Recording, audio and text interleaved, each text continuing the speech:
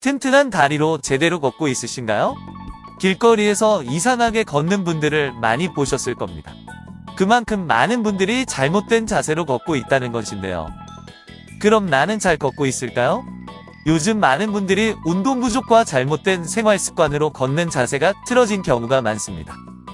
잘못된 걷기 자세를 빨리 잡아주지 않으면 척추와 관절에 무리를 줘 통증을 유발할 수 있다고 하니 올바른 걷기 자세를 유지할 수 있도록 평상시 신경 써야겠습니다.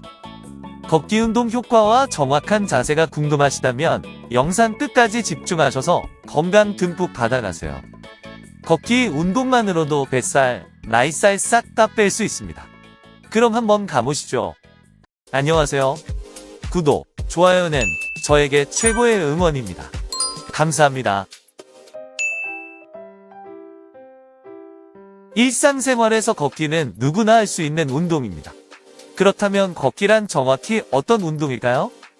걷기 운동을 하시면 운동 부족과 스트레스에서 탈출할 수 있습니다. 특히 걸을 때 행복 호르몬이라고 불리는 세로토닌이 생성되어 스트레스를 해소시켜줍니다. 고민이 있을 때 일어나 주위를 서성이는 이유가 스트레스를 줄이려는 본능적인 행동이라고 합니다. 걷기 운동은 개인마다 차이가 있지만 일반적으로는 하루 30분 이상 걷기를 권장합니다. 또한 걷기 운동은 실내에서도 할 수 있지만 밖에서 하셔야 그 효과가 배가 됩니다. 걷기는 우리에게 너무나 익숙한 운동입니다. 하지만 막상 제대로 걷는 방법을 알고 있는 사람은 별로 많지 않습니다. 걷기는 단순하게 발을 움직이는 동작이지만 올바른 자세로 걷지 않으면 무릎 관절의 통증이 일어날 수 있습니다. 그래서 무엇보다 중요한 게 정확한 자세입니다. 걷는 모습을 잠시 비교해 보겠습니다. A와 B의 차이가 보이시나요? A그룹의 걷는 자세가 약간 불안정해 보이셨을 겁니다. 걷는 자세가 중요한 이유는 가장 기본적으로 온몸의 밸런스를 잡아주는 운동이라서입니다. 요즘 파워워킹이라고 팔을 높게 흔드시는데 이는 권장하지 않는 자세입니다. 걸을 때 속도와 보폭에 따라 팔은 자연스럽게 흔들어 주시면 됩니다.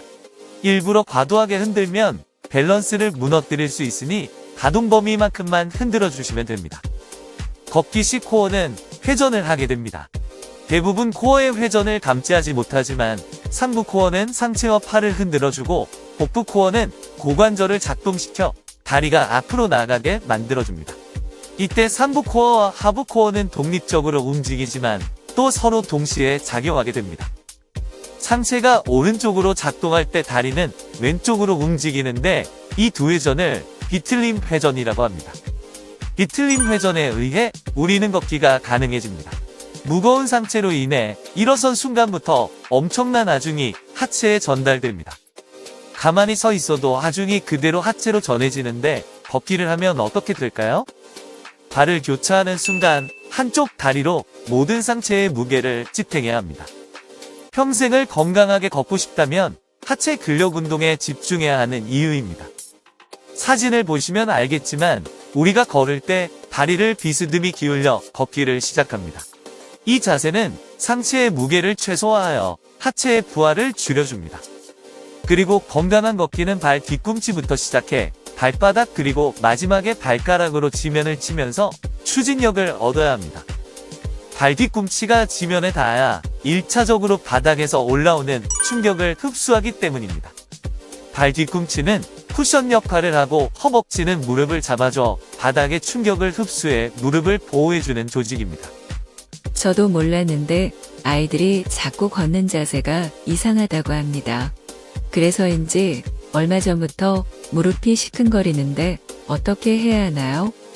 무릎이 시큰거리고 통증이 있다면 상단을 클릭하시면 무릎 재활 치료급 운동이 있습니다. 잘못된 자세로 무릎이 더 나빠지기 전에 걷는 모습을 영상으로 찍어 스스로 체크해보세요. 올바른 걷기 자세 정리하겠습니다. 시선은 전방 앞을 보고 턱은 살짝 당기고 가슴을 펴고 허리를 곧게 펴야 합니다. 팔은 자연스럽게 흔들어서 상체와 하체 밸런스를 잡아주시면 됩니다. 마지막으로 뒤꿈치, 발바닥, 발가락 순으로 지면에 닿도록 하는 것이 중요하며 무릎은 쭉 편 상태에서 지면에 닿을 때 살짝 구부려주는 것이 좋습니다. 첫 번째 걷기는 심폐기능을 활발하게 해주기 때문에 혈액순환 촉진 및 대사질환 예방에 도움이 됩니다. 두 번째로는 근력 강화입니다. 꾸준히 걸으면 다리 근육이 발달하게 되고 이는 기초대사량 향상으로 이어져 체중 감량뿐 아니라 요요현상 방지에도 도움이 됩니다. 세 번째로는 스트레스 해소입니다. 걷는 동안 뇌에서는 세로토닌이라는 호르몬이 분비되는데 우울증 예방 및 치료에 탁월한 효과가 있다고 합니다. 네 번째로는 치매 예방입니다. 꾸준한 걷기 습관은 인지 능력의 퇴화를 막아주고 새로운 정보를 습득하는 능력을 키워준다고 하네요. 다섯 번째로는 골다공증 예방입니다. 뼈밀도 유지에 필수적인 칼슘 흡수율을 높여주는 비타민 D 생성을 도와줍니다. 뱃살 빼는데 최고인 걷기 방법을 공개합니다. 걷기 운동에는 일반적인 걷기, 산책, 계단 오르기 등이 있습니다. 시간과 약간의 의지만 있다면 매일 할 수 있는 운동이 걷기입니다. 점심 식사 시간이나 출퇴근 시간, 그리고 업무로 이동 시 마음의 여유가 있으면 짬을 내어 할 수 있는 운동인데 무조건 빨리빨리 시간을 재촉하는 우리나라에서는 이마저도 쉽지 않습니다. 짧은 시간 걷기로 뱃살, 나이살 쫙 빼는 운동은 바로 고강도 인터벌 걷기입니다. 이름이 후덜덜하지만 조금만 체력을 올리면 누구나 할 수 있는 최고의 운동이 바로 인터벌 걷기입니다.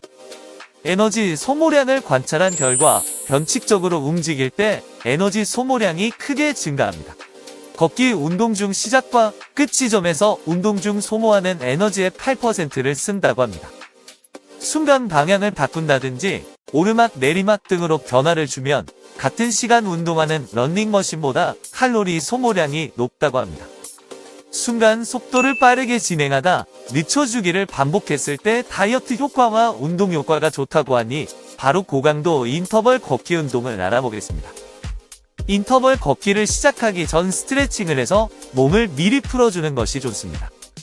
먼저 천천히 걷기 운동을 시작합니다. 일정 거리를 걸은 후 2에서 3분 동안 빠른 속도를 유지해 숨이 찰 정도로 걸어주시다가 다시 2에서 3분 천천히 걸어주시는데 이렇게 고강도 인터벌 걷기를 하시면 30분 정도만 해도 3시간 이상의 운동 효과와 운동이 끝난 후에도 지속적으로 에너지를 소모해줘 다이어트에 좋은 운동입니다. 체력이 올라가면 느리게 걷는 시간을 줄이고 운동 강도를 점차 높이면 중년들의 고민인 뱃살, 나이살, 내장 지방을 제로로 만들 수 있습니다.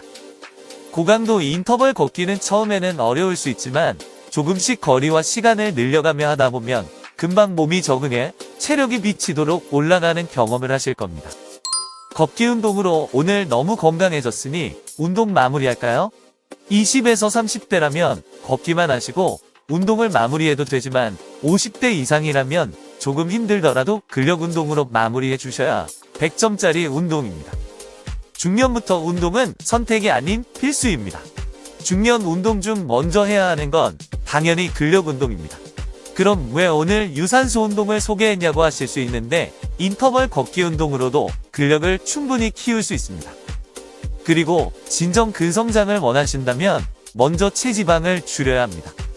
오늘부터 따로 시간 내어 걷지 마시고 출퇴근 시간을 이용해 최대한 걸어보세요. 엘리베이터 대신 계단을 이용하는 습관만으로도 하루 30분 이상은 충분하게 걸을 수 있습니다. 뭐든지 빨리빨리를 외치는 우리나라에서는 쉽지 않겠지만 그래도 실천하도록 노력해주세요. 걷기는 일주일에 2에서 3회 30분 이상 해주시고 평상시에는 근력 운동을 해주시면 됩니다. 근력을 키우는 중년 맞춤 운동은 상단 카드를 클릭하시면 시청할 수 있습니다. 건강은 절대 돈 주고도 못 사는 겁니다. 아니, 억만금보다 소중한 게 건강입니다. 구독자 여러분, 지금 당장 밖으로 나가 가볍게라도 동네 한 바퀴 걸어보세요. 제가 늘 구독자님 옆에서 건강운동으로 케어하겠습니다.